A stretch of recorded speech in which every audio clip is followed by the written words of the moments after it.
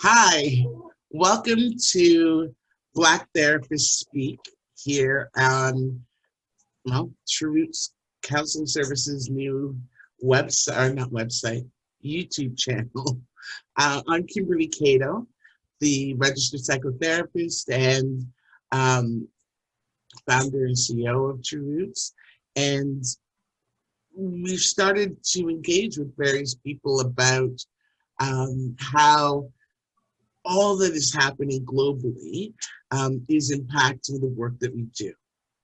And today we have Christian Jacobs, who is a wonderful therapist in the California area.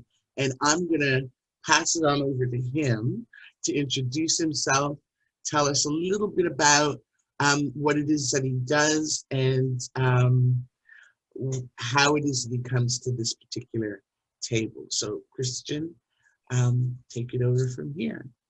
Hi, well, thank you for having me, and thank you for inviting me on the show. Yes, I do live in Sacramento, California.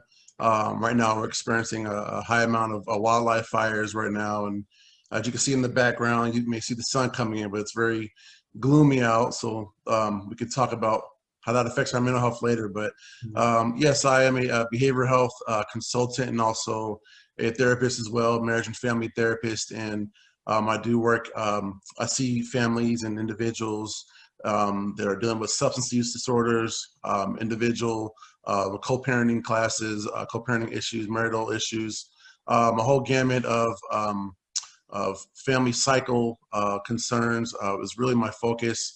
Also work with juvenile sex offenders as well, court-ordered sex offenders, and now we've changed the term to juveniles who offend versus labeling them as juvenile sex offenders. So that's been a new term change, right? It's something good. I'm also a consultant. I work with various state agencies and public health agencies and healthcare agencies to improve their delivery systems on a state and federal level. Also working with community business organizations to assist them with funding to fund community practices and community defined practices and also evidence-based practices. So that's just a little bit of what I do. My main thing is really helping the people and helping the community in a time like this where mental health is on the forefront of what's going on. Absolutely. I think it's good that you changed, or not you, but the name has been changed from sex offenders to youth who sexually offend, because it shouldn't be an identification. It is it's a behavior as opposed to an identification, and so I particularly where youth are concerned, like that name change. How is it that you came to all this work? Like, what led you to the work that you do? You know, I think what led me to this work was probably about 20 years ago when I really started heavily in the mental health field. I didn't see many people who look like me, and that was the main concern. And you know, my heart has always been with teaching and helping and in the medical field, and I really wanted to make some type of change or difference in terms of the representation, knowing that majority of people who come into services are discouraged because they're sitting in a room with someone who doesn't look like them. Yeah. And just the fact you can have all the schooling in the world and all the education and training experience, but if that person doesn't connect with you in that room or wherever you're at, then all that training, education, experience is null and void. Yeah. So I found myself to be successful to bring that cultural representation in addition to the education and experience. Yeah. That could be more of a thrive and a positive factor into really making an impact and a difference. Yes. Excellent. Excellent. When you say you started 20 years ago? Roughly, yes. Yeah. Yeah. What was the first position that you held? Like how did you break into it, and how did it branch off into all the different areas that you really want to know? Yeah, I do. Okay, so my first job, okay, out here in Sacramento, every sixth grader, when they graduate, they go to a camp, and it's called Sly Park. It's like their sixth grade graduation trip, right? Okay. And I was about 19 years old when I was given the opportunity to be a camp counselor. Right on. And, I was 19 years old and went up to the mountains with, 50, sixth graders from all over. And, it was, this is my first experience mentoring and guiding and counseling. Okay. And I enjoyed every bit of it. From the small parts of someone asking you questions and needing guidance in terms of, how to tie a knot, all the way up to, the emotional and the self-determination part of, them not being able to, climb a rope and needing that motivation. Mm. So that's where it really started. And then from there, really branched off into me wanting more of a challenge. Okay. And then, so these were more privileged children. So I decided, I think it'd be good to have a better challenge. So then I moved to the next stage of working with, at that time, they called it socially, emotionally disturbed children. And that term also has been changed. Yeah. And it's called SED youth, which was the term. And that's no longer existence. As you say, that labeling of the child is, maladaptive. Exactly. So I worked with the highest, at that time, troubled youth who were on the next stage of going to juvenile hall. Okay. And that was a challenge, but I really enjoyed it. I had a chance to work in a youth facility where they lived there, and they actually went to school in a cottage, in the classroom, working one-on-one with children who've been through more things than adults living today that, living for 40, 50 years. These 10-year-old children have been through more in their life than we have. Yeah. So that was a challenge, and that from there, it just took off. Right on. Right on.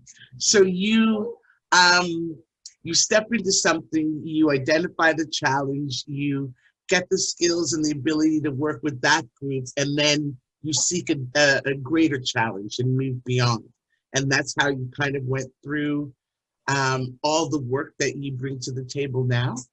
Correct. Yeah, it's just, and I see it as building blocks because there's so many components to behavioral health. And that's something else that is good to clarify too, is you hear a lot of the term behavioral health, mental health. Yeah. And I say substance use plus mental health equals behavioral health. Okay. And with that alone, there's so many components that you have to learn to be a competent therapist, in my opinion.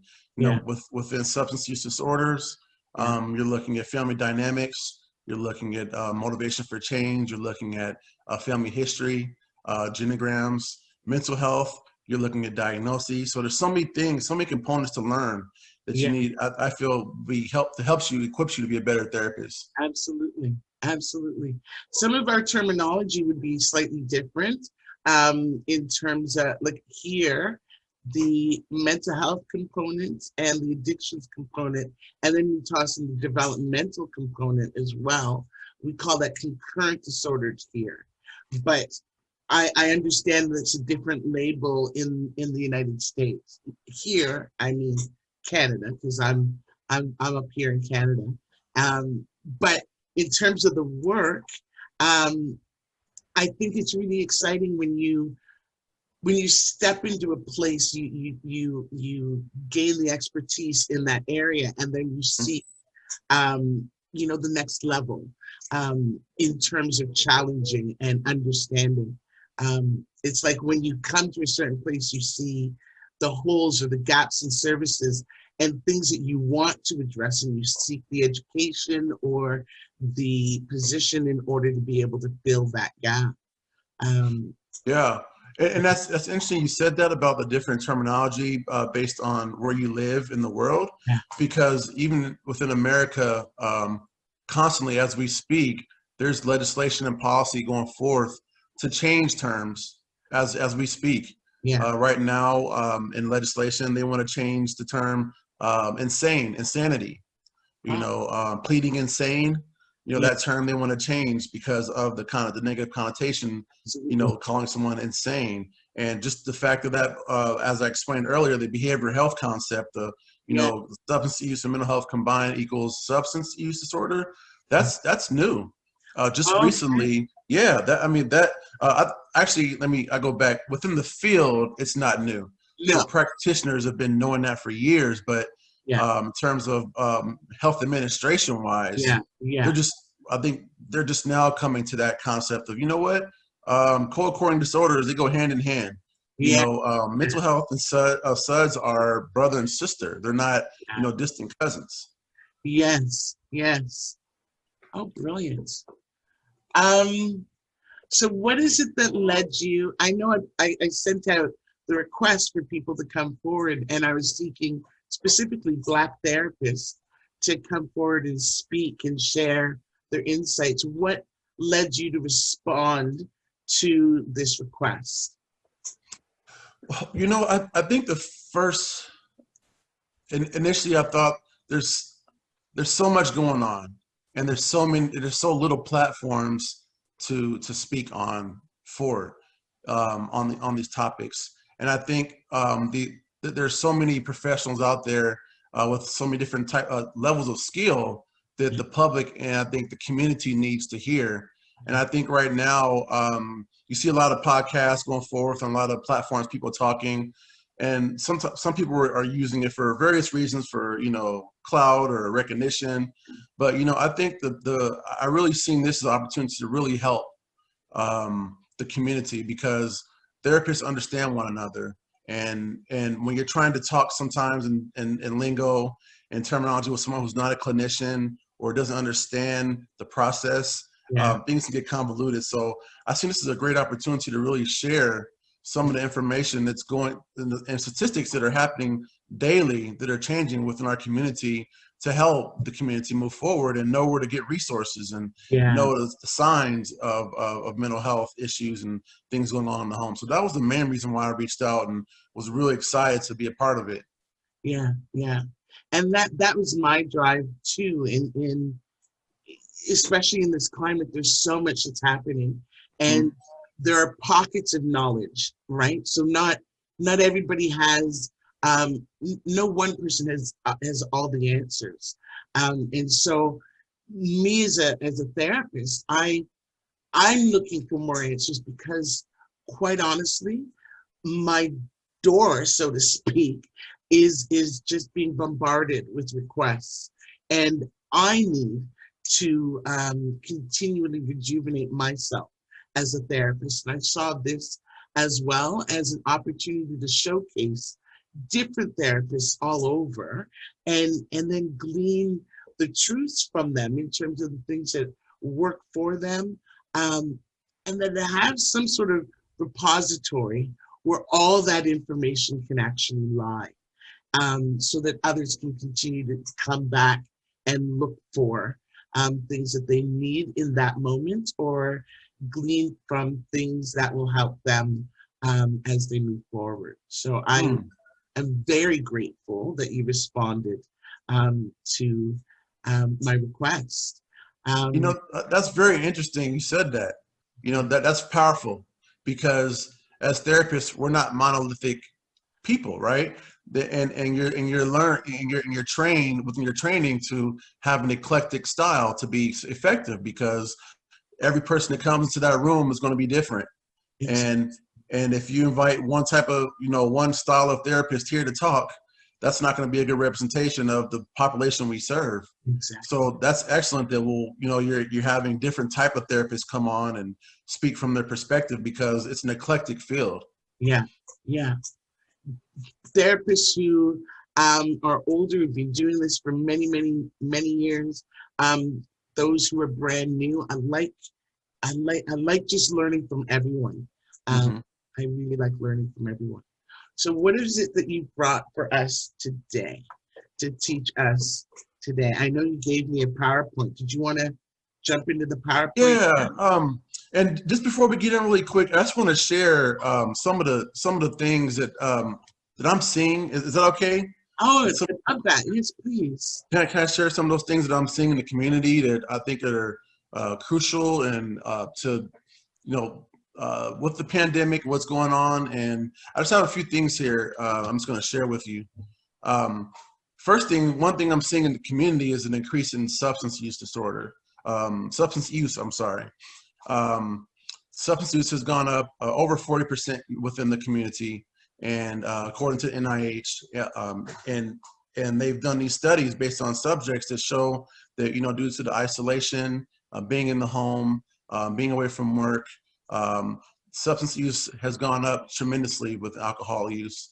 And that's one thing that's really been noticeable within this pandemic. The second thing I have here is increase in behavioral health issues within children. So there's been a significant increase in behavioral health issues and the children being at home. They've been at home all summer. Families have, usually go on summer vacation, and there hasn't been any vacations.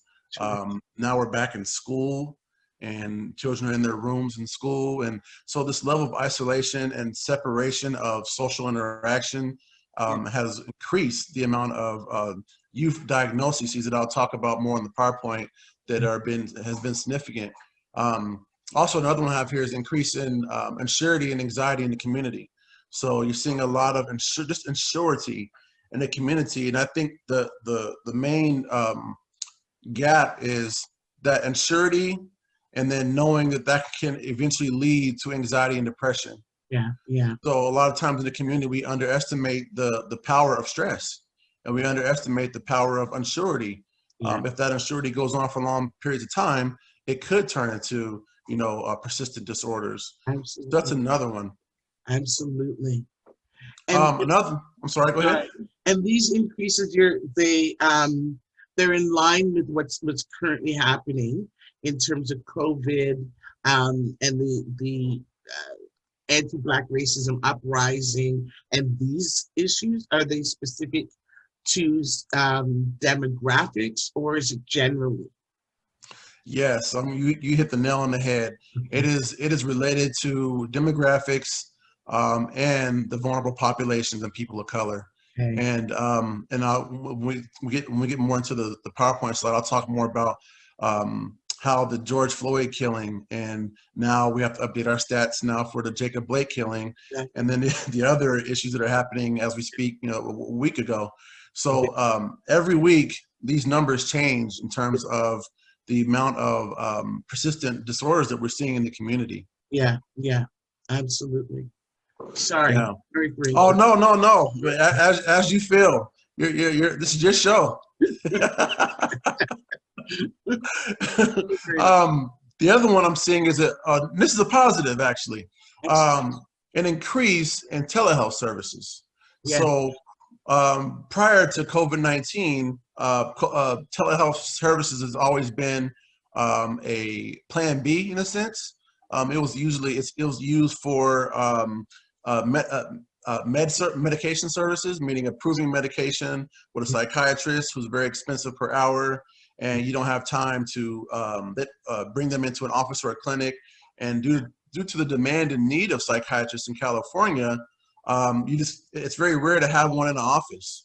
So a lot of contracting services go out to these telehealth services. But now, through a lot of federal waivers, through the CMS, the federal system that oversees the Medicaid system, you're seeing an increase basically in these services, and also those fees being waived for example, county behavioral health systems that bill hourly for these telehealth services.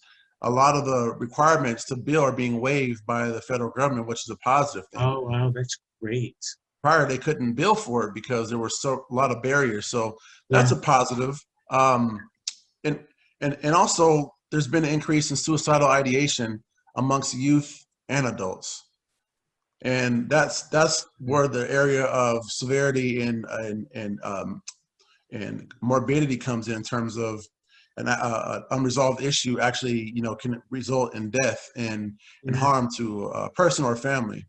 So those are just a few. And the last one I have here is anticipated. So moving forward, we could probably talk about this at the end. There's a lot of things I see that are anticipated post-pandemic in terms of mental health conditions, but we can talk about that at the end we can circle back around if you Yeah, like. we'll kind of stick a pin in what you anticipate after the pandemic or moving forward. Yeah. For sure, let's do that. Okay. Right on. Wow. It doesn't surprise me, the increase in suicide ideation.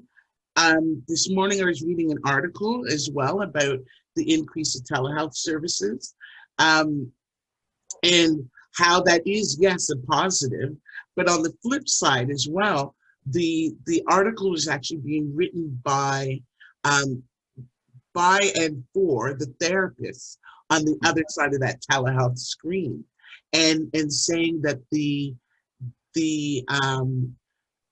need to recognize that this increase can impact the health professional on the other side of the screen, and just to ensure that we take good care of ourselves. So we'll touch a little bit, hopefully, on self-care and things that you do and we can do as therapists to ensure or to minimize vicarious trauma and overload and burnout in the process of providing the services.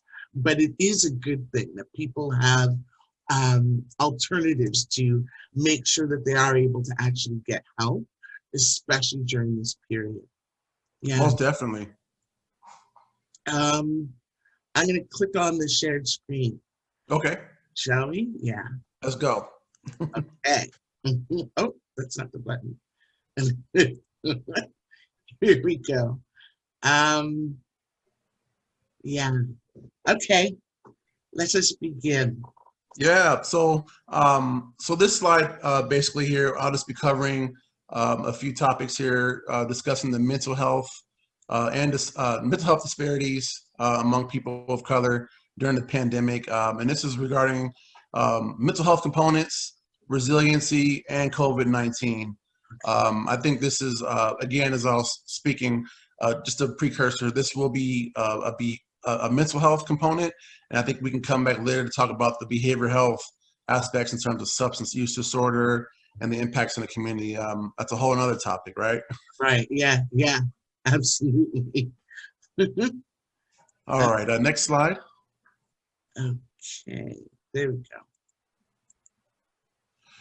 So Time Magazine a few months ago posted an article really sharing the COVID-19 psychological toll in terms of the mental distress among Americans. It's tripled.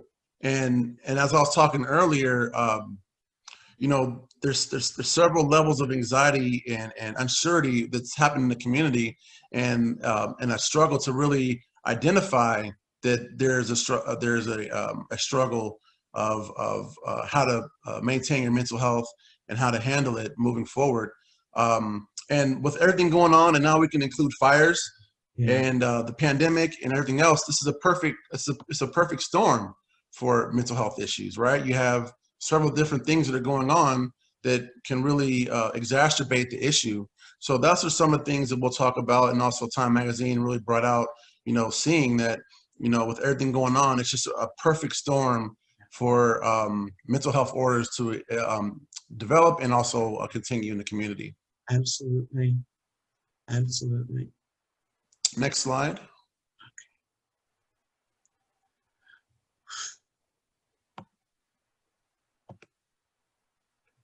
So this one here, this really discusses the psychological distress that comes along with loneliness, and again, this goes back to how I think as Americans or people in general, we underestimate the power of stress, loneliness, and sadness. And mental health conditions are progressive, right? So some conditions that could be environmental or biological can happen at the onset of birth. However, some of these other conditions, such as depression and anxiety, those can be persistent and increase over time. And loneliness is usually the genesis of a lot of the conditions that happen. So you see here, you can see adults aged 18 years older, the significant increase from 2018 to 2020. Yeah. And also the projected space and time that you can see where basically JAMA saying this is where we anticipate these symptoms to increase over time as well. Okay. And as you go down the list, you can see, sorry? It's this line here? Yes. Yeah, right So here. that's a projection. So you're looking at the projection of time where, based on what's going on, where statistics are showing that this is where we see these levels of anxiety, depression, and loneliness moving forward. And again, these numbers change very frequently. And again, you can see in amongst the communities, the Hispanic community has the highest projection of increasing in terms of loneliness. And we'll talk about the reasoning for that later on in the PowerPoint. Okay. Okay. Wow. Next? Yes, next slide. Okay. Okay. So this one's this really breaks down, as we were talking earlier, how these incidents are impacting each community, and in terms of the variations of how these social unjust events that are occurring in America are impacting different communities. And as you see, I'll just go down each one. The Latino community, you see in the beginning stages in April, you see a decrease in terms of depression spikes, a decrease. And then as time goes along, closer to the event where George Floyd killing occurred, now you start to see a significant decrease at May 21st. Yeah. And then within the Black community, you see a baseline, right? From the beginning of April up until about May 14th. Yeah. And then coming closer to the George Floyd killing, you do see a significant a drop. And then you see a spike. Yeah. Right? So, and then the white community, it's you see a change, but it's not as significant as the communities of color at all. Yeah. And then lastly, you see within the Asian community, on a similar trend, you see a decrease around May 14th and up until the George Floyd shooting. And then you see a significant increase after the incident. And some colleagues were asking why that is. And what are your thoughts on that? I know why that is. Twofold, actually. I'm thinking the Asian community around here, there were baseline, and there was a significant dip here. But the increase, I would think, around George Floyd would be in relation to the Asian officer who was also present. There was three that had their knees on George Floyd. The one officer who had his knee on George Floyd's neck, but the Asian officer was standing alongside, and he didn't interject. So I can well imagine that this was the response to their presence in the George Floyd incident. And by there, I don't mean that. By there, I just mean that there was an Asian presence in the midst of that incident. Exactly. And in addition to that, you're absolutely right. In addition to that, our administration also was labeling this virus as a Chinese virus. Exactly. And it immediately, the Asian community internalized, especially Asian Americans internalized those comments to say, how is this going to affect me now? Am I going to be discriminated against? Right. Are people going to see me as a scapegoat? Are people going to come after me and my family? So these are levels of these are the components of anxiety that contributes to that. So it's really unfortunate. It's interesting because I had clients who I didn't realize that they identified as Asian. They were, well, because I saw a specific distinction between, China and Philippines and all but as society would have it, they just sort of pulled everybody in the same pot. And so I had clients who weren't from China and yet seriously impacted by the, and not from China, they weren't in the States, they were in Canada, and yet still seriously impacted by the accusations that they were, I mean, just even in general shopping, many of my clients weren't even leaving their home. Mm-hmm. And not simply because of the virus. They weren't leaving their home because of the antagonistic interactions that they were having with people in the community. So yeah, this makes sense to me. And then on top, and you're looking at that, how they weren't leaving the home, and they, and we were already being directed and led to not leave the home due to COVID. So you have two components that are creating a sense of isolation within a family and the community, that again leads to loneliness, and then loneliness thus can lead to depression and anxiety due to that condition. Yeah, Good interesting. stuff. Next slide. Okay. So this slide here really breaks down the percentage of Blacks, Latinos, and people of color, basically.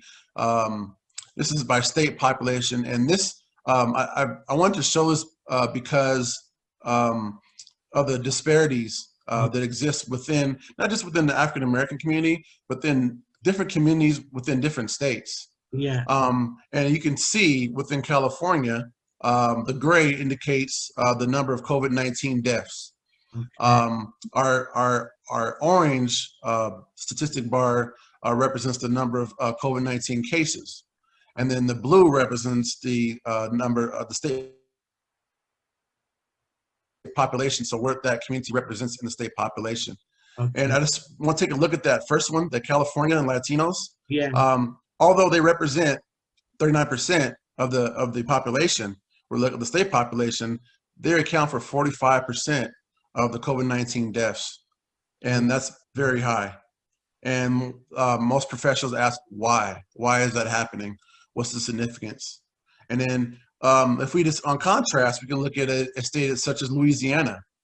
Louisiana shows that 70% of COVID-19 cases are Black.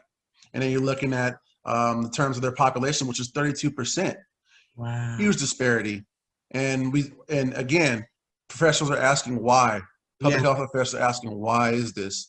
And so after collecting so much data, doing population reports and also surveying the populations, vulnerable populations, it's been concluded that the reason why, starting to look at the first one, the California, is that you have a high amount of the Latinx community who are working in these essential positions. And they do not have the option or the ability to work from home in the luxury of their home and avoid the virus and the social distancing. That's right. Farm workers, for example, are out in the fields daily, working in the farm and do not have that option. You're looking at hospitals who are majority minority workers. Most essential jobs are high in terms of the majority population. So that was one of the main contributing factors. And the second contributing factor was these populations, once they finally do get tested, the lack of PPE that is available. Once they are tested, there's 18 to 20 days that pass before getting a result, and you're still working in between that time. And then once you get that result, then most of these populations do not have the ability to isolate or quarantine. They're living in homes with different generational families, different 4 or 5 different generations, and that gets spread it. The 20-year-old spreads it to the 70-year-old grandmother. Thus ends in a death. So that's one reason why. And same for Louisiana. So we're seeing the same disparities happen amongst the United States.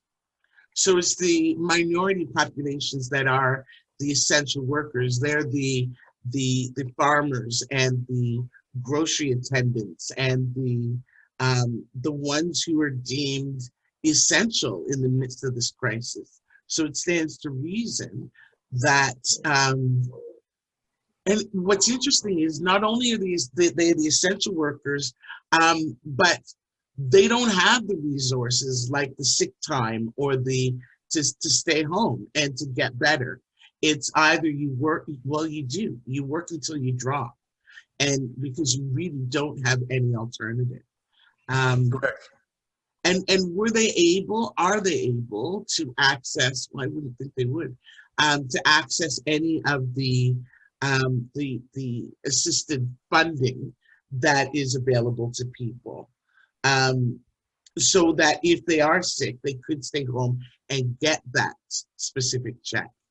It was that something that was available to the migrant workers and people in Unfortunately, no, those options aren't available. However, there is a recent initiative that went forward, and it's basically an 80-hour leave program, or paid leave, where you're able to take up to 80 hours of paid leave, PSFMLA, PSSLSA, basically. I may be saying that wrong. I have to go back and get the right acronyms correct. But it's Okay. basically 80 hours of paid leave, and this is upon approval of your supervisor, for individuals. However, a lot of those programs aren't even offered to Yeah. vulnerable populations, communities of color, who work in the field, and also work in the hospitals, because there's just not enough time to take time off and hire another staff member and train them again. Yeah. And even within the hospitals, the workers in the hospitals, a high level of, you have the janitorial staff, cleaning staff, that are pretty much a high population of either Latin communities and Black communities and Asian Pacific communities who are working these jobs as well. Yeah. Yeah. And I know I'd asked you the other day about ICE and the continued involvement and interaction with ICE. Are the migrant workers and these vulnerable populations, are they still met with the anxiety of anticipating that they're going to be taken away from the home through the ICE program? Yes, I'm glad you brought that up, because that's one of the main components of another barrier that where actually most of the communities of color are a little bit hesitant to go into a government facility to get tested or to get treatment, because many of these places are not sanctuary cities, or they're correlating government services to ICE services. And then in addition, you have ICE going out and going to these places of employment, or going to these government entities looking for individuals to basically detain. So that is one of the main issues in terms of the government mistrust. And right now, there's legislation moving forward in terms of closing down detention facilities within California, and eliminating the ability to house and detain the undocumented in these private-owned facilities that aren't being managed well. Individuals in there are sick. They are, and statistics show that the individuals who are indigenous coming from Mexico, they're not bringing the virus from Mexico to the United States. What's happening is they are coming looking for help and care, being detained in California and catching the virus within the detention center, and thus being released and then spreading to the community. Oh, shoot. And so that in and of itself can speak to this disparity. Exactly. And then within these detention facilities, I think it's also a misconception that these detention facilities are, it's mainly, you have Latino population, Latinx community, they're in these, and even though that is a majority of the population there are several other communities that are housed in these detention facilities, indigenous undocumented individuals from Europe and China and Asia that do not speak the language, and there's no cultural competent services within these facilities. And the issues just go on and on in terms of where the virus is coming from and how it's being transported to, I can speak for California. Yeah. Wow. Let's see, on next slide. Okay. Oh, Faces of Resiliency. So Okay. this is my favorite Yeah. because um, I think when you look at these pictures here, the picture speaks 1,000 words, you Yeah. know. And the first picture you see here, the top right picture, is a picture of migrant workers in the field working in the middle of the pandemic of COVID-19 Yeah. and in the middle of wildfires, Oh, in the that's. midst Oh, of, oh, yeah. yeah. So all that smoke you see the palm trees, so it's California, right? Yeah. But you see all that smoke you see is basically from wildfires that are less than 100 miles away from these individuals who still have to work. So this just shows how resilient some of the communities are out there in terms of moving forward, still having to work amidst the pandemic. And the bottom picture you see is an African-American man who's basically leading a healing group within the community, educating the community on how to be allies in the community. Okay. So you're looking at individuals who, even though they're going through issues of racial injustice and prejudice and discrimination and structural racism, having the power and the wherewithal to still teach others Yeah. how to be stronger in the community and work together. Yeah. And repair the breach. Yeah. Hmm. We truly are resilient people. Most definitely. Mhm. Next slide. Here we go. So what is it, right? What is resilience? I know we hear that all the time. What is resilience?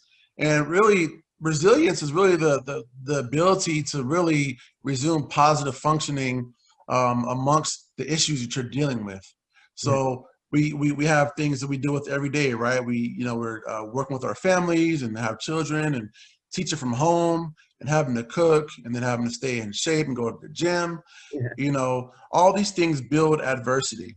And then it's also a person's really ability to adapt to that acute stress and trauma. Yeah. So when that stress and trauma does occur, how do we handle it? The next one is a process. It's really explaining how to adapt in the face of trauma and the threats. And for example, right now, with this, like for example, the racial injustice we're experiencing, Yeah. Yeah. how do we still function in the midst of these unjust issues that are happening? Yeah. And if you look in the back of that picture, Yeah. it shows a matured tree Yeah. that's been developed and basically cracked, that's been cracked in the middle. And now you see some seed that was planted in there growing through that. Yeah. So the ability for this plant to be able to grow through a mature tree to look for the light, right, to grow and become green, has grown through this wood. And Yeah. I know the Rose from a Concrete is another example that you hear a lot, and Tupac talks about that all the time. You know, Rose from a Concrete, he has a poem talking about that, you know, and there's significance to that. You know, it's really a mutable trait in terms of having that level of resilience. And Yeah. our community in terms of the African American community shows this every day based on our history and what we've been through. Yeah. And lastly, it's not exhaustive. It's a Yeah. non-exhaustive list. It's not a gas tank. It doesn't run out. Yeah. We've been leaning on our resilience for hundreds of years, Yes. Yeah. and we continue to lean on it, and we continue to move forward, and we're still here. So this just attests to the level of how resilience works. It's generational and it's passed down through Yeah. genetic traits. Yeah. Can I share a story with you? Absolutely. Absolutely. I went to the dentist a long time ago, and I had an older dentist. He was about an 80-year-old white man, Yeah. and he was an older what do you call himself? It was I think a plank shift dentist. So he was a dentist for the Navy, and so he used to work on a boat, and so he used to see all different patients. And he said, "I'm gonna tell you something. One thing I noticed was he's working with black patients and white patients in Yeah. terms of their teeth." He said that the European structure of the tooth, and this is statistically proven as well in the medical field, he said he noticed that within the European structure, he noticed that the teeth were more giving. So they were easy to move around, you know, when you put braces on, things of that sort. But he said, when I work with African-American patients, the bone structure and the teeth and the way the manner the teeth move are more strong and structured. Okay. And so they're harder to basically move. And he was saying how statistics showed that the makeup, the structure, genetic makeup of the African genetics goes way back to going in terms of teeth and bone structure and how that supports resiliency. Okay. And I didn't understand it then, but now I'm thinking, I was like, wow, that really does make sense. Absolutely. Absolutely. It's funny because when I started my company, True Roots, it was really founded in understanding our roots and the source of our strength, our ancestry. But then later on, as I I started True Roots back in the 90s. And so over the years, as I picked up different teachings and different schools of thought and really honed in on trauma, my tagline for True Roots Counseling Services is that, we're able to transform trauma into triumph. And it really speaks to digging into the truth of our roots so that we can transform the circumstances and situations of adversity that we find ourselves in and continue on to triumph, to rise above or grow through the adversity and genuinely flourish. So this picture, this slide, this understanding of what resilience really is, really speaks to me, and speaks to me in terms of the way I founded my company. I really appreciate this slide. It matches your logo. Yeah, it does. It does. Right on. So the next slide here, it really breaks down the model of resiliency. So what does that mean when you talk about resilience? So this picture really shows, it's really a description of the elements and the components that are derived within the word resilience. So initially, in the beginning stages of developing resiliency, you have a adversity stage. You have a stage where you're being challenged and you're going through the stressor or the issue, and which is the orange you see there. Yeah. And then after that, you go into another stage after constant exposure of that adversity. Okay. You're moving on to the next adjustment stage. So how do you adjust to those adversities? Okay. What are some of the issues that lie within making sure you're not hurt anymore? That protective stage, right? That self-preservation stage, which is the blue. Yeah. And then after you really determine those defense mechanisms, as we call them, you move into the self-regulation stage. So you're looking at how do I regulate, now that I've been exposed to, racial unjust or stress or trauma or being raped as a child. How do these things, how do you regulate that? Yeah. And then, of course, at the end, and then you see the arrow goes back and forth between self-regulation and risk factors. Yeah. So there's always a risk factor in terms of your maladaptive self-regulation system that you developed. Yeah. So, for example, if you now that you've been hurt in a relationship and you've been, used or abused in some type, now you've developed some risk factors in terms of how you love moving forward, right? You may have a wall up. You may have the onion effect where it's hard to get to the core. Yeah. So those are some examples. And then we really develop that community after that. The yellow circle, you see a sense of belonging. Yeah. So that stage, now that you've developed your defense mechanisms, now we start to, since as human beings, we're tribal people. Yeah. So we like to find people like us, like minds. So then you want to find that sense of belonging. Where do I belong with all these issues and all this baggage? Mm-hmm. Who's going to accept me? Who's going to take me in? Yeah. Who's going to love me like this? So that's where that's why group counseling is so effective. Yeah. Because you're able to work with other people. Absolutely. And so that for a number of reasons. Number one, you realize that all these things that have made you who you are And you think that you're just all alone in it. When you get to like a group counseling situation, you discover that there are other people who are going through or who have been through some similar situations and circumstances. And maybe the particulars might differ, but the way it has impacted them is the same. And so there really is genuinely a sense of belonging that you find in group counseling. Yeah. And it's relational, right? So when you sit down in that chair, one thing I've noticed working with foster youth, and group therapy is many of the youth are really not interested in going to counseling or being in a group therapy class. And they feel the number one reason why children feel like they don't want to go to counseling or engage in group counseling is because they feel no one will understand, or no one's going through what I'm going through. Yeah. And then once they sit down and they hear another child sitting next to them, speaking on their struggle with substance use and using, or the issue with school and academics, the initial thing clicks off. Say, oh, it's not just me. Yeah. And the same from adults. Same for adults. So that sense of belonging is very important. Absolutely. Absolutely. And then that next stage, you have that outcome, right? Yeah. So that outcome is that's where now we're in the healing stage. Now we're in the stage of recovery. Yeah. And now we're assuming that individuals are moving forward in terms of seeking treatment and seeking health and wellness and recovery. And you see this is where you see the onset of mental health disorders.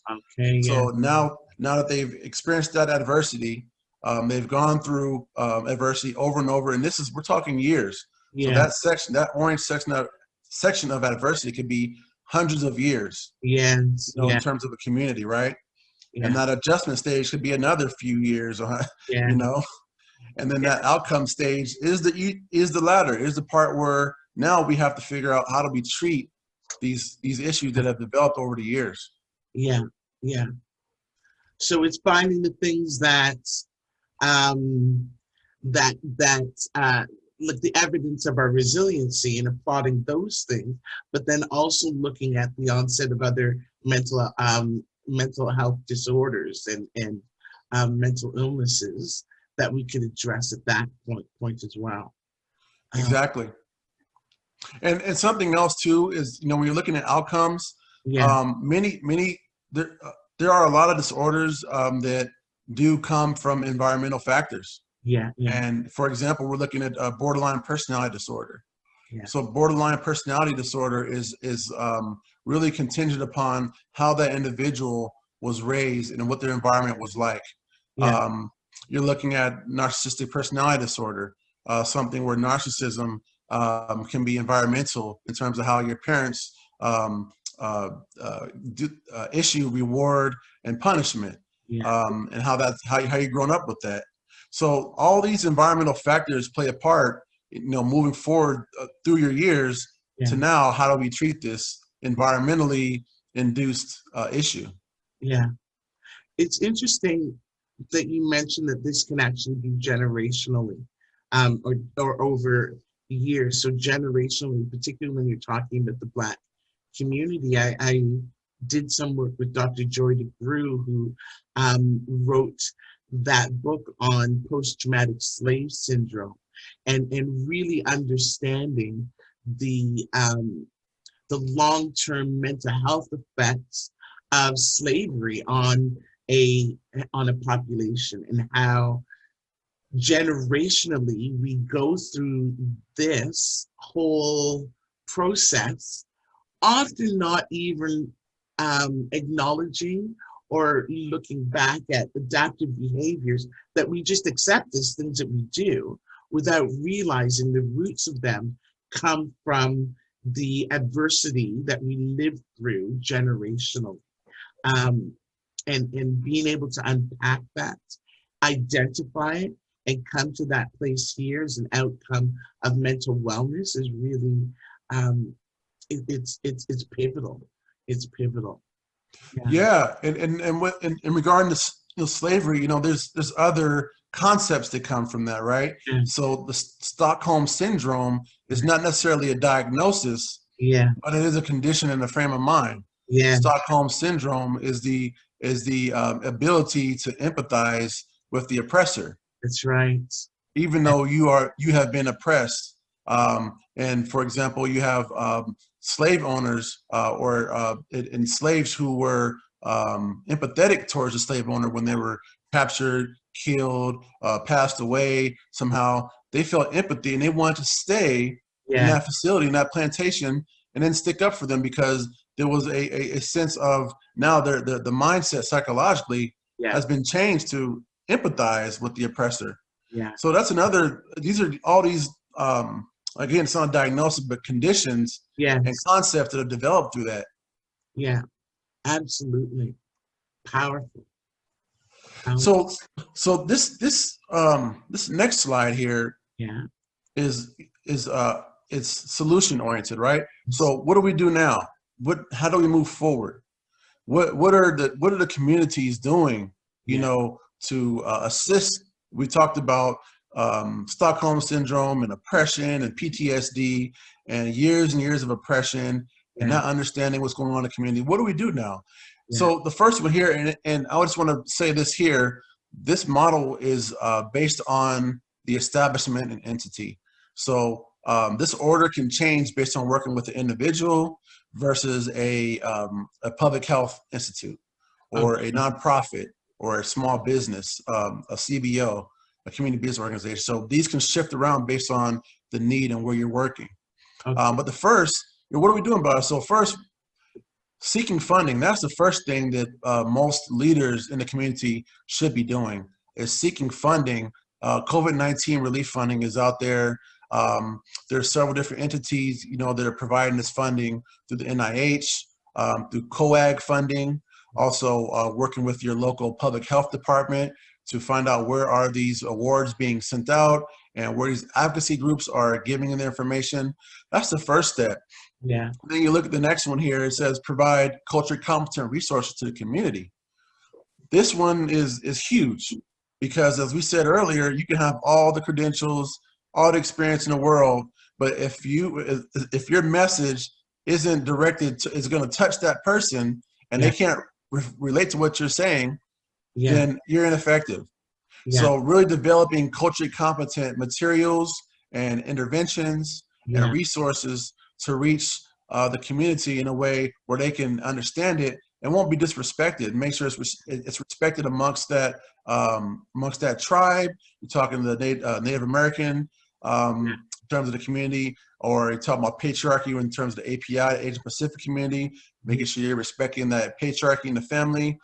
Within the African American community, making sure you're breaking the mental health stigmas that lie and the levels of government mistrust that are there, and really clarifying the roles between church and therapy. Those are some of the things that, just an example. We were having a conversation yesterday about that, about myself and a few other therapists, just about the continuous cry within the Black community that there aren't any Black therapists. They can't find Black therapists. Where are they? And much of the funded positions, at least here in Canada, are the therapists are not of color.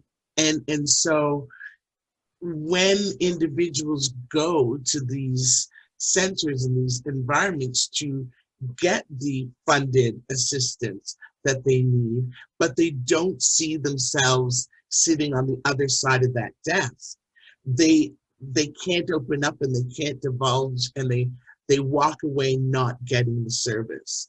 And so part of the work that we're trying to do here in Canada as well is to ensure that there be that representation in all the positions, funded and private, that people can actually access these culturally competent, not just resources in terms of documents or books or those sort of things, but resources in terms of actually culturally specific individuals, therapists who are trained to do the work, and making sure that there's an appropriate representation on that side of the desk as well. Right. And I think I have it on the, I have it on the last one. I'll get there. Actually, I'll hop to that one since you brought it up. That adjust portion is what you're referring to is, you're adjusting those practices and interventions to be more culturally appropriate. And this is a new dynamic within government organizations. Government organizations within California are now restructuring their establishment to ensure they have health equity. They have they're addressing these structural racism components within a public health system or a healthcare system. Excellent. That's what they're doing now. They're addressing these things, and it's taking work from us to say, how do we do this? Yeah. And what we're saying back is what we need to do is develop culturally competent in terms of the evidence-based practices. So community-defined evidence-based practices. Yeah. These are different from evidence-based practices, what we learned in school, right? Yeah. Yeah. Absolutely. You want to use those you want to use the community-defined evidence-based practice. You want to go to the community and say, what's working for you in terms of healing? What's working with you in terms of bringing the community together? For example, within the African American community, healing groups has been a significant positive in terms of bringing the community together to be able to talk about the hurts and the pains and the challenges of structural racism, and also bringing in non-Black participants to find out how can they be of assistance and be an ally. So these are some examples of culturally based, community-defined evidence-based practices. Excellent. Excellent. Oh, I jumped. I see what you mean. Yeah. No, that was good. That was good. Like I said, depending on the need, it can go in all different orders, right? It depends on what we're looking at. The develop part, that the development in terms of developing youth programs based on community need, that's another one. Yeah. So you're looking at the youth, right? So how do we help them understand the importance of self-care and mental health and social emotional learning? How do we implement social emotional learning within the schools? And since that, and some teachers are doing it's not part of the curriculum, but if it's not in the schools, how can we do it in our homes? How can we teach it as parents? Emotional learning to compensate for that part where they're not learning in the school. And most now clinicians, they're really adopting that trauma care approach. They're really adopting that the trauma informed care. So what trauma is impacting this child's ability to learn? What traumatic incident or event or events, plural, right, has occurred where this child cannot connect with the teacher or has an issue with authority and can't take directions from an authority figure. So these are some of the things that go on when you're doing an assessment. Especially now, we were talking before about the kids going back to school and how school now looks completely different than it did. Certainly it looks completely different than when I went to school, and even looks different than, when my nieces and nephews went to school last year. This September, it's a brand new world that not only do the students and the youth and they don't know what's happening, but the administrators, the teachers, the parents, everybody's in this place of learning and growing and not knowing. But in terms of the effect on the youth, it's pretty significant. At least I anticipate that it will be. Although they seem to bounce back a little better than we do. There's always hoping for that. That resilience, right? Absolutely. And this model could even be put in a circular approach, right? So you seek, you provide, you distribute, you develop, you adjust, and then you go back again. You start Yeah, seeking again.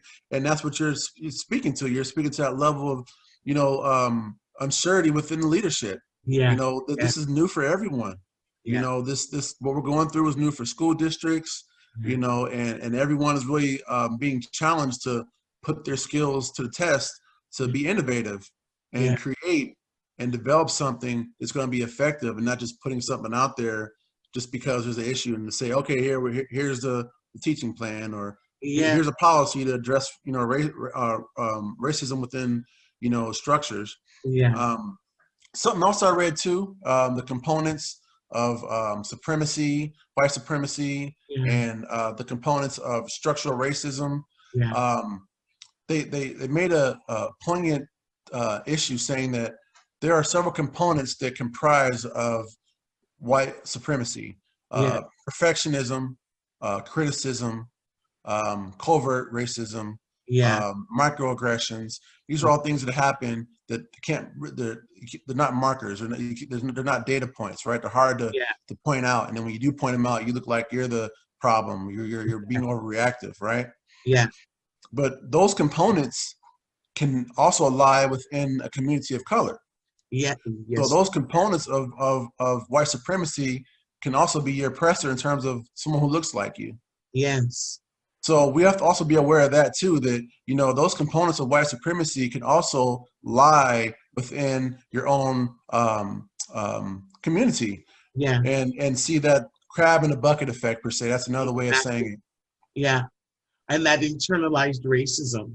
So you're taking on the characteristics of the oppressor, Yes, you're projecting that out to your own community, members of your own community. Uh, exactly. yeah, I see that a lot too. When you start looking at things like colorism, and light skinned or dark skinned within the Black community, and just the oppression that can come from just that, or good hair or bad hair, and these are instances of internalized Hmm. racism. Yeah, And I think that's another answer to answer your question you asked me earlier. You said, what brought you to respond to this call, yeah, doing this show. And I think that that's another component of, the tribe, that tribalism mentality that our community can have at times, where it's me, my four, and no more, yeah, and I have my group here, and I'm not going to let you in yeah, because of whatever external reasons. And in reality, our goal should be the same. Our goal should be we're trying to improve the community and promote wellness. And whoever is willing to chip in, at least this is my mentality. yeah, Whoever's willing to chip in, come on, let's go, let's do it. You yeah, bring your skills, you show me what you got. But yeah, I think, unfortunately, in our community at times we have a tribal mentality where it's for show, or we don't want to bring others in for whatever external reasons. yeah. And we don't want to share resources, and we don't want to, yeah, but we're stronger together. We really are. Exactly. We're stronger together. Um, that's excellent. So this next slide here, Yeah, this really breaks down, how we educate the youth on mental health. From what I hear from families and parents, and from providers, is that we have a challenge reaching the youth and educating them on what it is, what is mental health, right? yeah, So uh, I put a few pointers here, just saying, if first of all, if you feel, and again, this list too is, this can be a list you can put in order based on the community need. okay, So initially, for individuals who don't know much about it, for families, you should have their child assessed, or have the person assessed by a professional yeah, if you feel that there are some symptoms that are out of the typical behavior of your child that persist over amount of time. And that's in the community. We at times in the past we said, oh, that historically that child is special, right? The right, child is special. Leave them be, let them go, let them do their thing, don't bother them. But in reality, that special behavior can be an underlying issue that we need to have them assessed and looked at by a professional. So that's why I put that there. Also, to prevent further trauma and psychological stresses, right? So ACEs is adverse childhood experiences is something, a new initiative that's being put forth by Dr. Nadine Burks here in California to really use this approach, this trauma informed care approach in health facilities as a precursor to determine if there are any traumatic issues that are really affecting that child. And then the next one is teach them coping skills and how to deal and recognize symptoms. So and later on the PowerPoint, I'll give a few examples of what coping skills you can show to children, but this is something that majority of children lack in terms of recognizing what depression is, what depression looks like. Am I in my room a lot? Am I, pulling away from my friends a lot? Am I eating too much? Am I eating too little? Am I snappy? A lot of parents, again, misconceptions, they'll write off a child's behaviors. Oh, they're just a teenager. Yes, yeah. So we have to look at those type things. Yeah. And looking too at things that, they previously liked doing and did often and they now are shying away from, or, breakups or separation from friends and pulling away and isolating is a huge indicator. Yeah. Exactly. And then meeting them where they are. I think that's psychology or therapy 101, right? You meet your client where they are, and it's easier said than done because at times we could flood our youth with big words and clinical terms and long paragraphs and just too much, and they get flooded and they're not interested anymore. Yeah. So really keeping it simple, using tools and resources that are geared towards that age group, and really trying to meet them where they are in terms of how they feel. If they're feeling a certain way, we have to learn, actually within parenting, there's parenting classes that teach parents basically how to respond to these children who are experiencing these symptoms. Yeah. And then also, developing, and this is more organizationally, and in the home you can do it too, but really developing a youth toolkit for them to refer to. So once you've educated them on what these symptoms look like and how they are, now you're moving to the next stage on what do I do next? And I use Batman's example. As you see in the background, my guy right there, Joker. That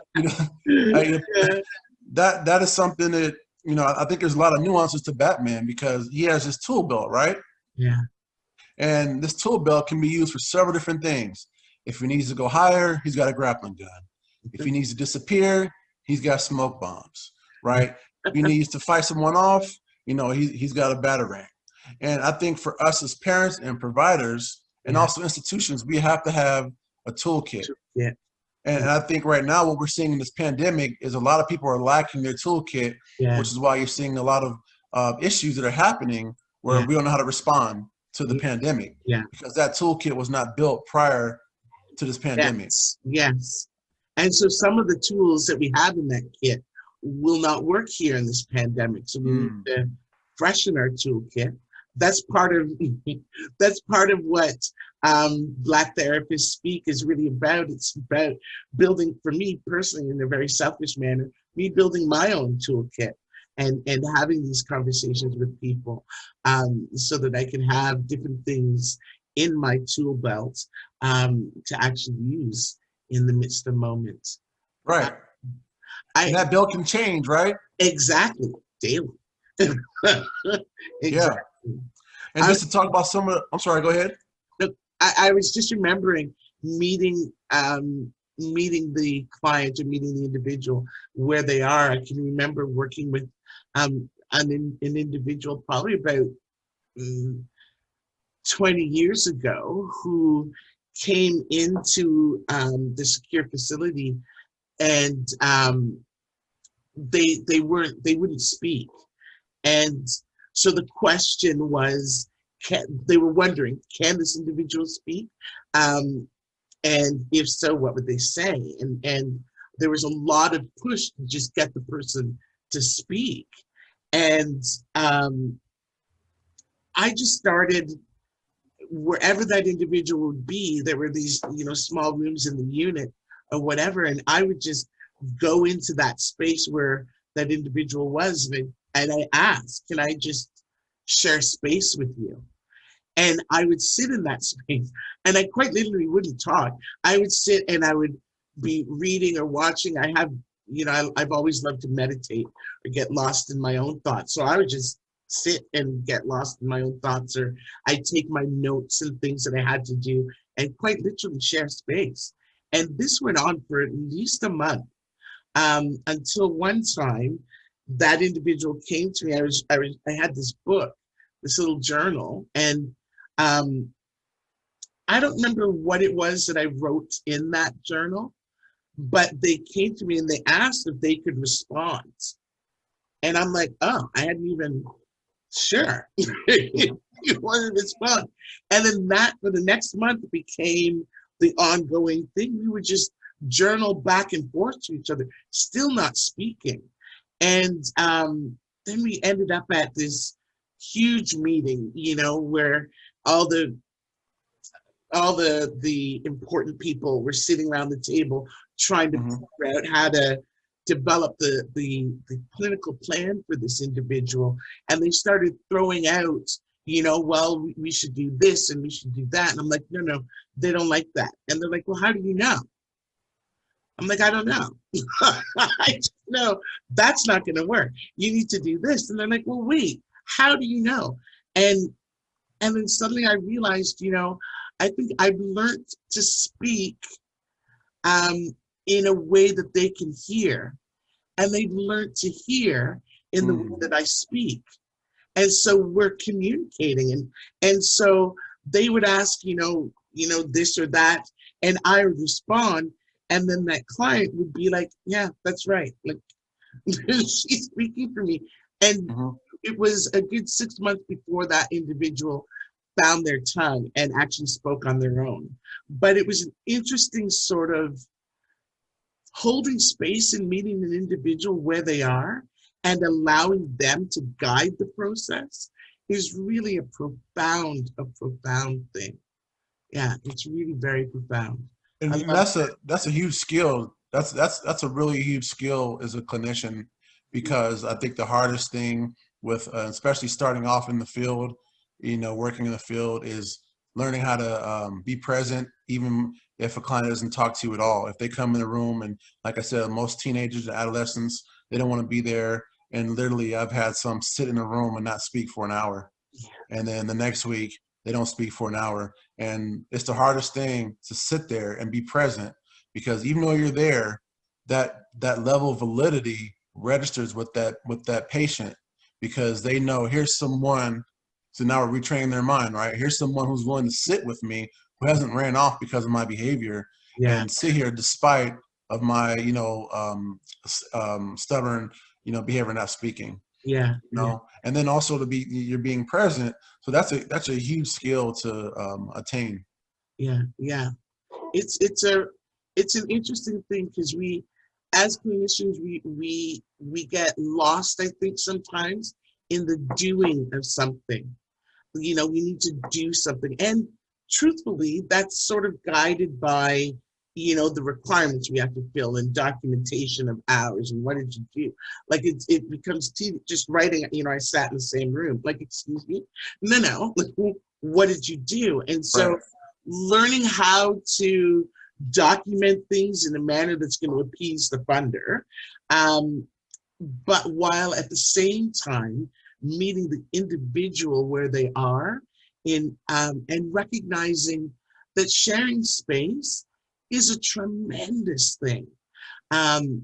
Allowing somebody to sit in their silence until such time as they can trust you with whatever it is they're holding in their hand, and understanding that's a privilege, being able to hold that space and to be worthy of that trust. Right.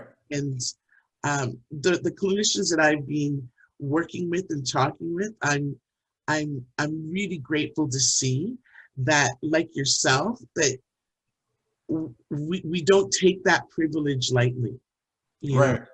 we don't And take then, it lightly. yeah, and then as people, it's a metaphysical experience too, right? So just sitting in the room, there's energy that's there, and just the theory of energy, right? It's energy is never disposed; it's transferred from one place to another. Yes. So, but that there, you're in that room, that energy, if that energy is being transferred some way, somehow, Yeah. and that's a whole nother topic, right? In terms of interventions and things of that sort. But there's so many components that can lie within a room. Yeah. And I just want to speak on one other thing on this slide, is that I think the number one goal that I have that I'm working on is empowering parents to learn what common mental health symptoms look like, and what the most common diagnosis, what the most current diagnosis is in terms of youth during this pandemic, especially with school coming back. Yes. Foster youth are the number one population that's misdiagnosed and over medicated. Mhm. And that's due to a lack of parental support and oversight. And I think just by educating parents and caregivers on what our common diagnosis look like would be helpful. For example, disrupted mood dysregulated disorder, very common one. Now it's been transferred from the DSM-4. Previously, you were able to diagnose a child as bipolar, but they noticed that there was a use of that diagnosis within youth.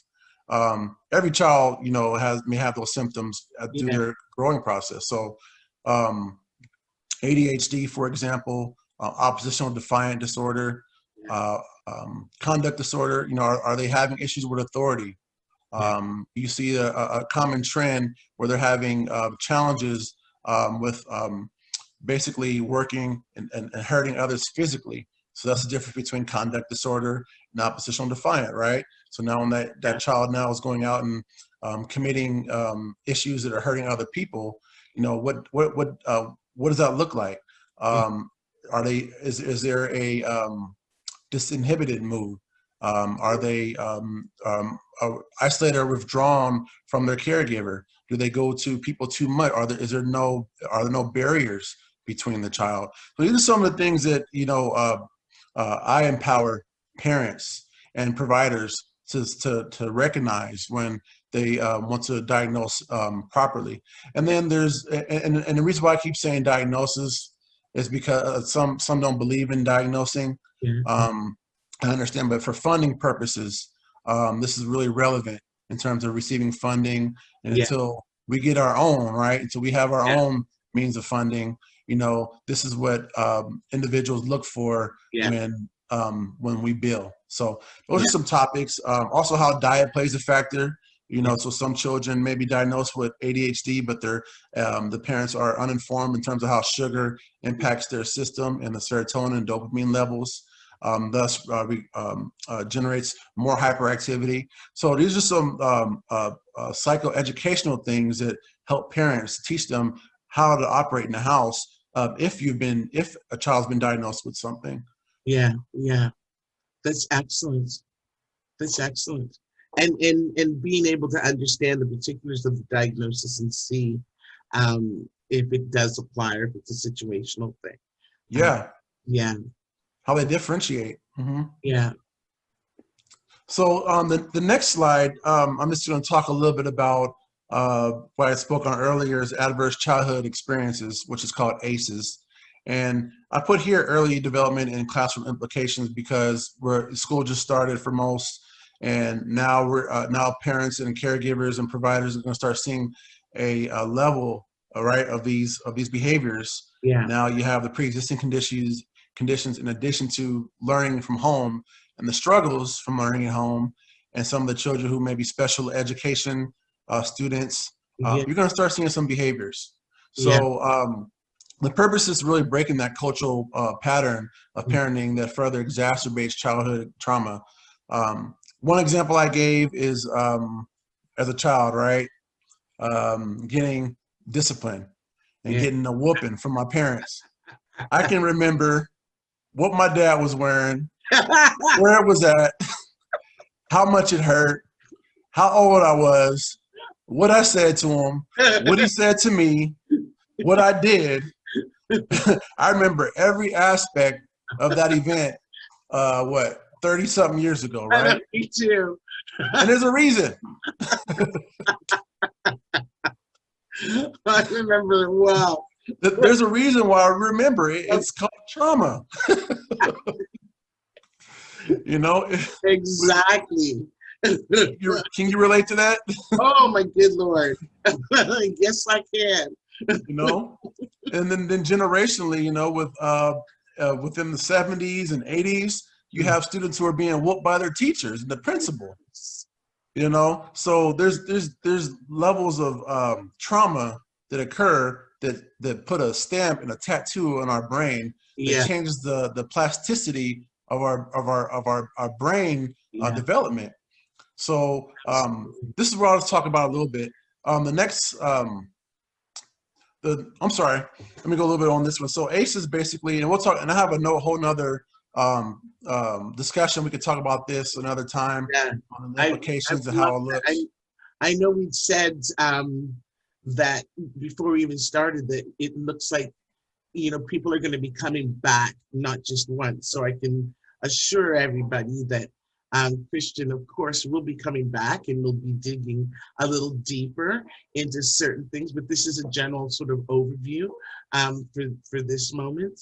But we will definitely hone in on certain parts. So if, for those who are watching, if there's something that you'd like Christian to come back and hone in on, send us an email. I'll leave the information below, but send us a message or whatever to indicate that you'd want him to come back and touch on things. I would love to come back, you to come back to talk a little bit more about the adverse childhood experience. And that adverse childhood, the pyramid that you see there, and I'll be willing to talk more about it. I have a whole lot to say about this, but I'll just touch really quickly just so you understand what everyone understands what we're seeing in the pictures. It goes from conception to death. So from birth to death. How has the traumatic experiences impacted your life? Being raped at 6 years old, watching your father be shot by the police, seeing your father and your mother lose their job, watching your parents go through a divorce, seeing your sibling go through cancer, or all these things. How does it affect your life? And so as you see, it kind of, they all relate to each other. So as a result of those experiences, you see there's a disrupted level of neurocognitive development. So that, as I was saying, that the plasticity in your brain, those brain waves and those synapses are changing due to that traumatic experience. And then as a result of that, you see now it affects your social, emotional, and cognitive impairment. So now you've developed a level of mistrust towards a person, a community, or an establishment. And now you have to develop a social circle around who's going to accept this guarded person now, right? And then you look at the adaptation of the health risk factors. Now your level of vigilance has gone up due to PTSD and your stress. And now the cortisol in your body that tries to calm you down is constantly firing off, when versus initially during the flight, fight, or freeze stage, it was initialized to only have a burst of that chemical release in your body just to calm you down.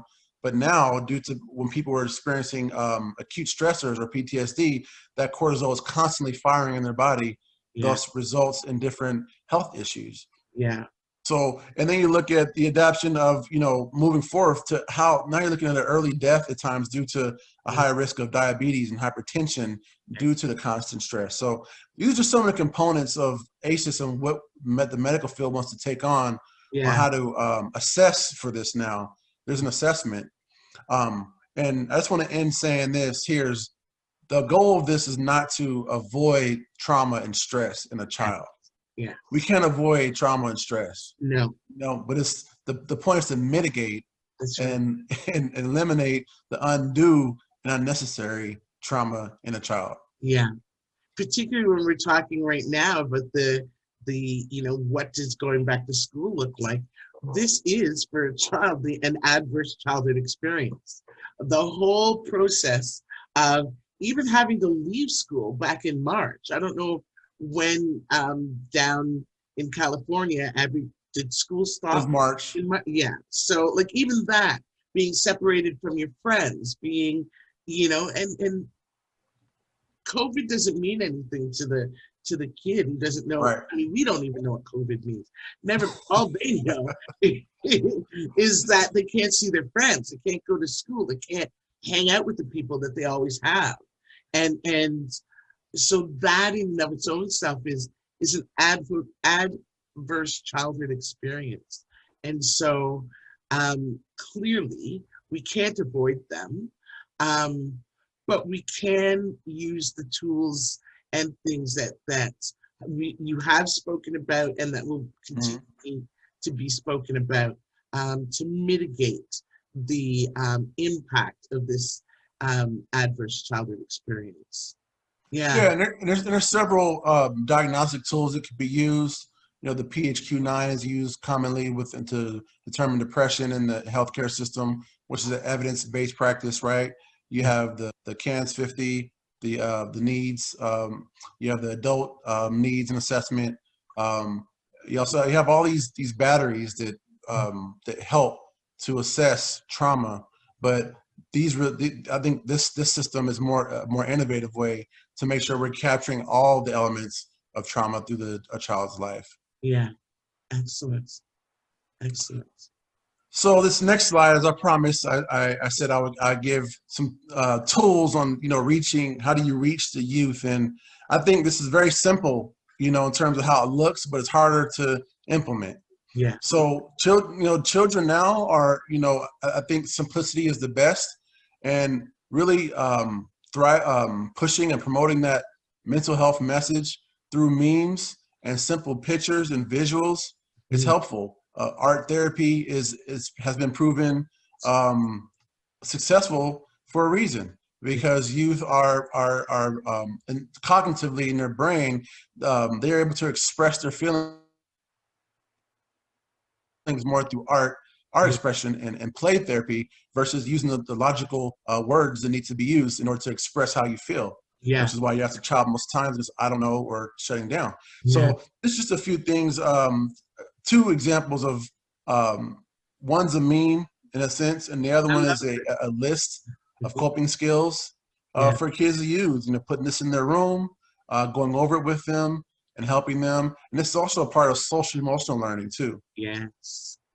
So I just wanted to share that with everyone. I have several more tools as well to share.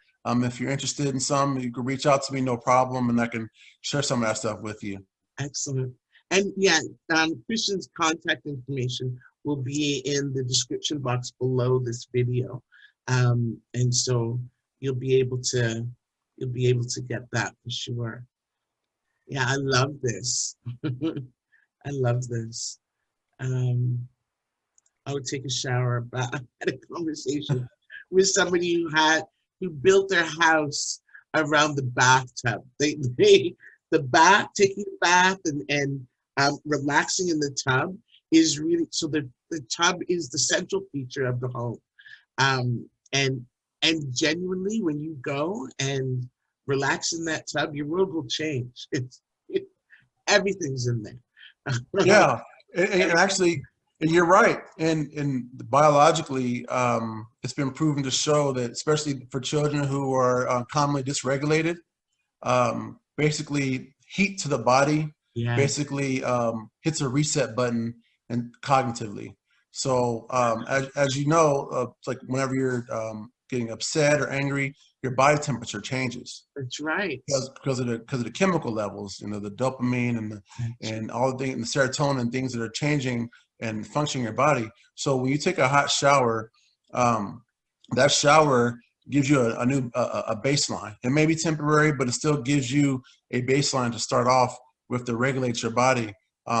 Substance use, right? So opiate individuals who are withdrawing from opiates, their body temperatures are extremely dysregulated, and hot showers has been proven to help them in terms of the symptoms of withdrawal. So that's just an example of how the body operates with heat and with showers, and it's I use them all the time. Yeah, yeah, absolutely, absolutely. um, oh, and this is your info. Yes. So this is all my information. Basically, in terms of services, you know, that who I work with, really just list some of the areas that I focus in. And moving forward, I will be working a youth mindfulness club as well. So if anyone's interested in their youth, being involved in terms of other individuals doing mindfulness sessions, please reach out to me and let me know. I also work with youth student athletes, mindfulness and student athletes, and bringing that that cognitive mental health component to improve their performance. So that's something else that's really great to do. Most youth, it's usually a confidence level. It may not be a skill level, but in that working on that cognitive portion really improves their performance. So just a few things that I focus on, and feel free to reach out if you have any questions or if you're in need of any services. Excellent. And like I say, this information will be in the description below this video. And so you can easily contact Christian. And so I'm going to stop sharing the screen. Is that okay? Oh, yes, Yeah. yes. Okay. Excellent. That's a wealth of information. I have a question though. Yes. Of all the things that you've jumped into professionally and you've done over the years, is there anything or a circumstance or situation that stands out to you as you know, stands out to you as really significant, or something that changed you? Just in terms of experiences, or And the work that you've done, and the work and the clients that you've had, doesn't have to be client specific, but I know for myself that there were different periods in my progression over the years in which I've either pivoted or I've changed, or I noted change in myself. Is there a moment like that for you that you'd care to share? Oh, I can think of so many, and I think they all changed me in different ways in terms of just realizing the impact that you have. I think the number one instance I have is really back was about 4 years ago. I had a client I was working with who, a 12-year-old client who didn't leave the home for 3 years. So from 9 years old to 12, he did not attend school. He did not bathe. He didn't take a shower. He didn't wear clothes. Very intelligent, IQ level was really high, but experienced a high level of trauma. So this is another example of how trauma can manifest in different ways. And we had several different school district teachers try and come out to the home to teach him in the home. The teachers felt that it was a hazardous environment and wouldn't go to the home. Several CPS orders were written. There were several ZARB notices submitted to the parents. It came to, as a result, what happened was the child never really was treated in terms of his father's death. And his father then was passed away. Mother did marry into a family and became, she was a lesbian couple. And the child was never explained the nuances of going from having a father to now having two mothers in the home. Okay. So something like that right there is something where, you know, is something where a child should be brought along in terms of the therapeutic process and what's going on in the family. Yeah. And it really touched me to see this child through therapy, through family therapy, and the parents really start working with the child, explaining the nuances of family dynamics and, you know, same-sex marriages and how that's okay. And how, you know, people love one another based on who they love, and dealing with the trauma of a father dying and watching him heal. And then as a result, develop a social life and going to school. And so just watching that transformation is something that really changed me to Yeah. see that the work we do pays off. Yeah. And, and being present, at that time, there were several days that passed where there was no movement or no progress. But Yeah. I knew being present would eventually show a level of commitment to, in terms of that relationship and that rapport building. Yeah. Yeah. So important. Building rapport and getting to know the client and brings you right back to that previous slide about meeting the individual where they are um, and helping them to address the issues that got them to that place. That's brilliant. That's brilliant. The one question that I've been asking, particularly given the wealth of things that we've been going through as Black people, what or how did the loss of Chadwick Boseman impact you? Oh, I'm a huge Marvel head. I'm a huge DC head. I love comics. I think when this movie came out, it changed the industry in so many ways, and it gave the community a sense of ownership, that something that was ours. We showed up to the movie theaters in our kente cloths and our staffs and our outfits. It was a sense of pride, right? Yeah. And it was something that really touched me. And so to see that, see him passing away is twofold. It's really sad to see him die, through that condition and through, having stage 4 cancer. But it really attests to the level of resiliency that he had Yeah. to go through that condition, and then at the same time, make movies and then show up for appearances and then go to children's homes and hospitals, for those children who were, suffering from cancer themselves, Yeah. and never said a word. It just gives me a model to use, showing that, when, certain things happen, you can still keep going, and you don't have to tell everyone. Yeah. Yeah. And this party didn't talk either. No one talked in this circle. No one. That's brilliant. Yeah. And just to see, I was saying, because I run a group also on Friday evenings called Check In and Chat. Mm-hmm. And we talked about losing the Black Panther, and just the fact that during the time in which he was producing this myriad of iconic Black films, whether it be Black Panther or 42 or